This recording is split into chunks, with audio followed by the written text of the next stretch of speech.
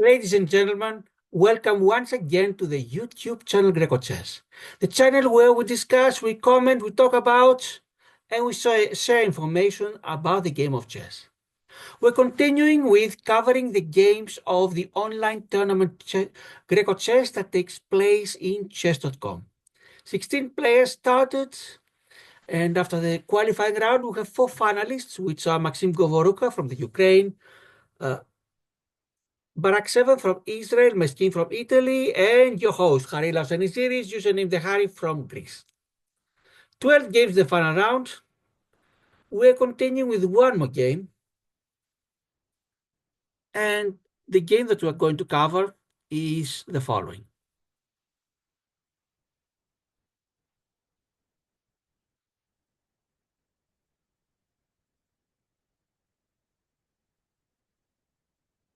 As you see on your screen, with the white pieces is baraks7 from Israel, and with the black pieces is myself, theharry from Greece. Once again, I'm telling you that the reason we are covering only part of the screen is because we don't want to spoil the surprise. The rest of the screen would show how the game went on and what was the result. Some more information. You see this part with the black and the white part, the zones, if you want to call them. If you see a number at the bottom left, it means that computer thinks black is doing better. If you see a number at the top left, the computer thinks white is doing better. Computer will make a comment on the move with a little book, meaning book move. 2 exclamation marks, it's a brilliant. 1 exclamation mark, it is a great move. And with the star, it means the best move. With a handshake, it's an excellent. With a check mark, it means a good move.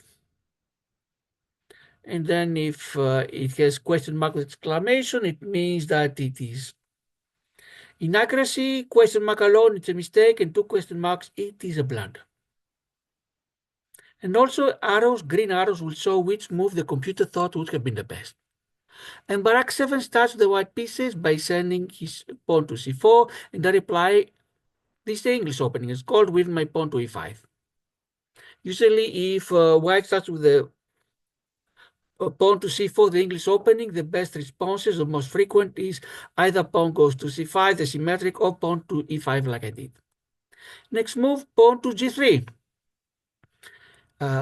And baraks7 is preparing a fianchetto, meaning place the bishop on the long diagonal. And since this was expecting to happen, I placed my pawn on c6 to block this long diagonal. Yes, you'll have it, but you'll not have too much to control there. Next move, baraks7 sends the knight to f3.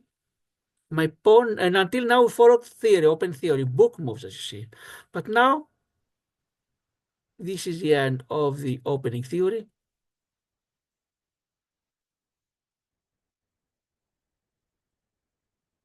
And I play a move that the computer thinks is only good, pawn to d6. The computer would rather have me push my pawn to e4 to attack the knight. What I was thinking, of course, is protect the pawn at e5, and pushing the pawns too much for one move threat is usually not a good idea.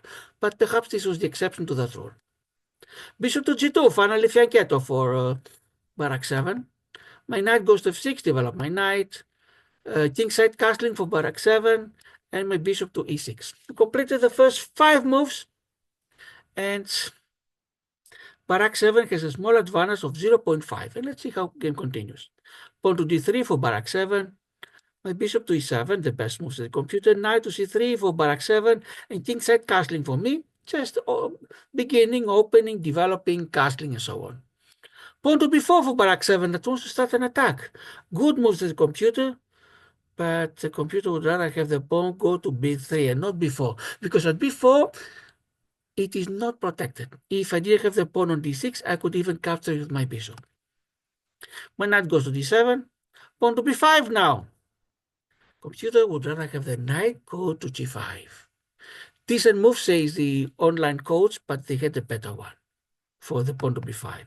My rook goes to c8.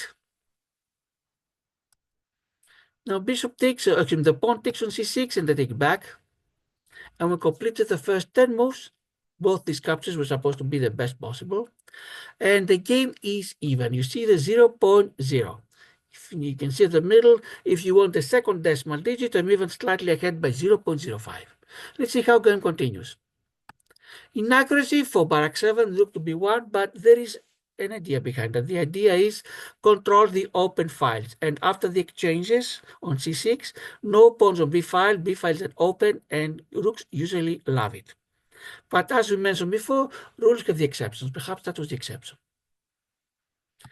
And I tried to share the control of the B file, and now it's a mistake. Your better option was to create a pawn change as a computer, move my pawn to D5. Bishop to E3. Inaccuracy as a computer, the code says this move doesn't help the position at all. Again, would rather have the knight go to G5 as best move. My pawn goes to C5, control more, and block the bishop on E3. And now, after they failed to do this move twice, now that they finally do it, it is a miss. Computer would rather have the queen go to A4 and threaten the pawn on E7. I threaten the knight. The code says a risky move, leaving your king open to potential attacks. You miss a chance to punish your opponent's error. Usually you don't want the knight to be on your half, your opponent's knight to be on your half of the board. That's why I wanted to send it back. Knight will take a bishop on e6 and I take back with my pawn. The problem with this pawn that is not protected, and you'll see the problem that this is going to create. Bishop to h3 and attacks the pawn, and there's only one way to save the pawn. I was looking for any better way. Nope. The only way to save the pawn, and I don't want to lose that pawn, is king to f7. And yes, it gets a star, the best move for me. We completed the first 15 moves, and now barak7 has an advantage of 2.2. Things started going White's way. Bishop goes to b2 to be on the long diagonal. Computer would still rather have the queen on a4. My rook goes to b7. Good, but not the best.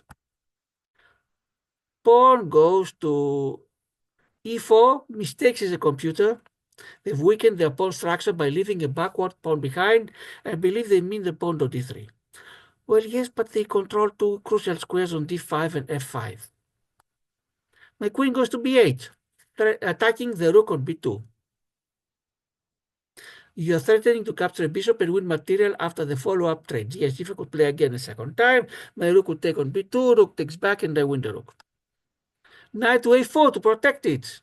Mistakes in the computer. They had a better way to add a defender to the vulnerable bishop, meaning queen should better go to e7.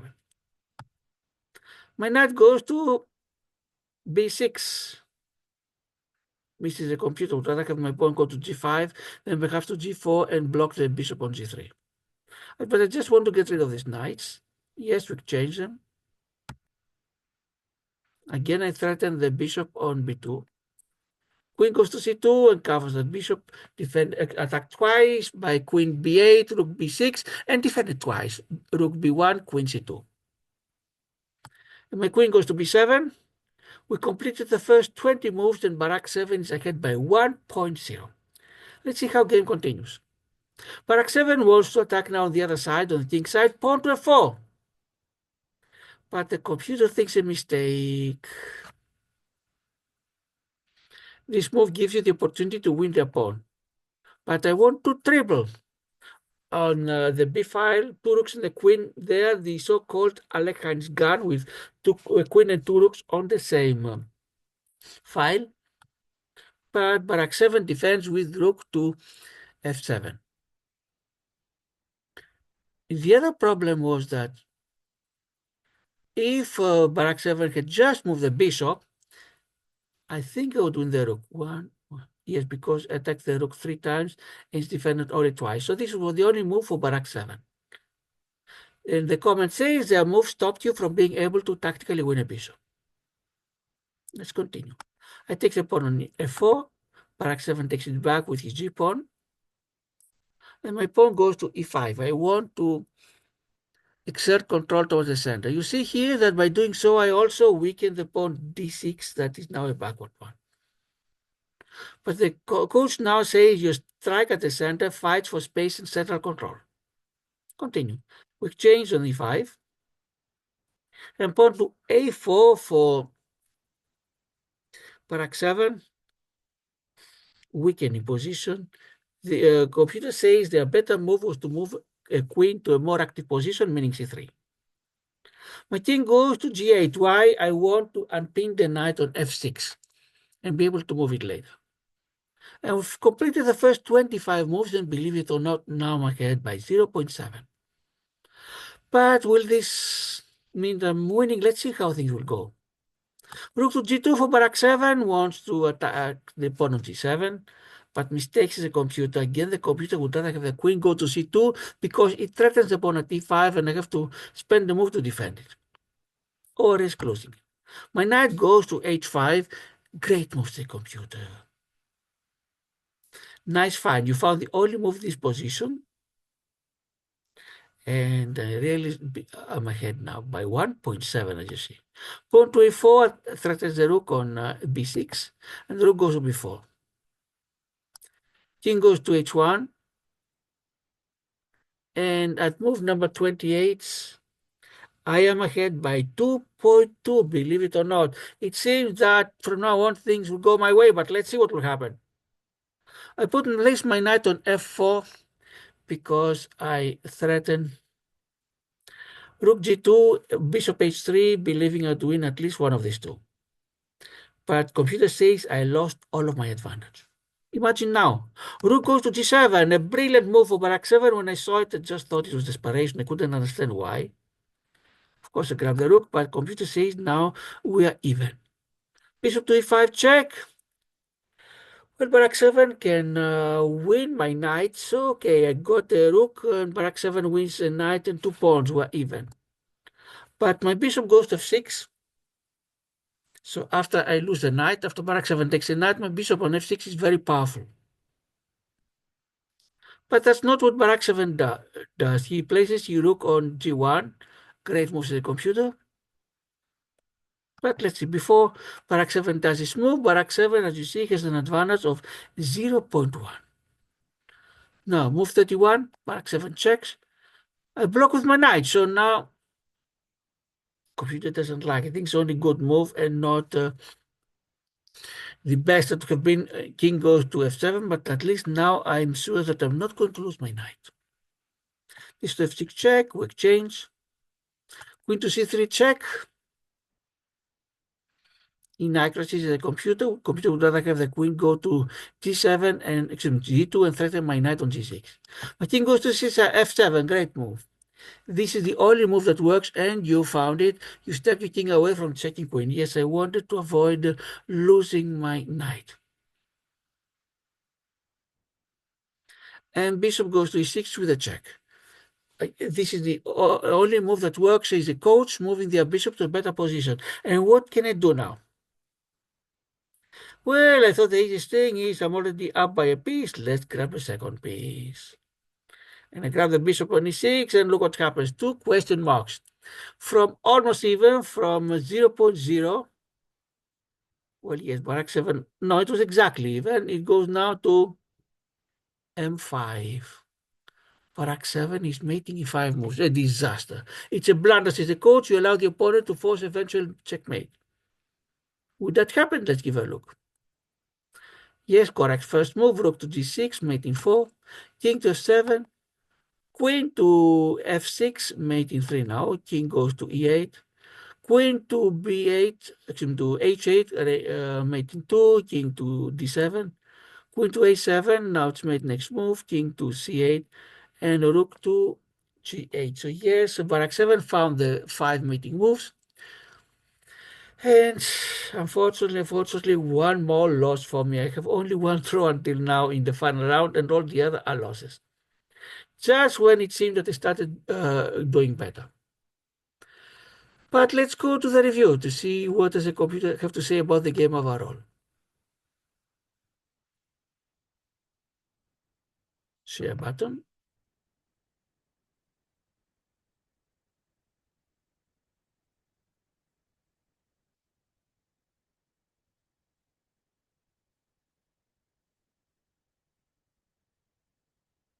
Let's go once again to the share. We want the entire screen, not a part of the screen. Let's try once again.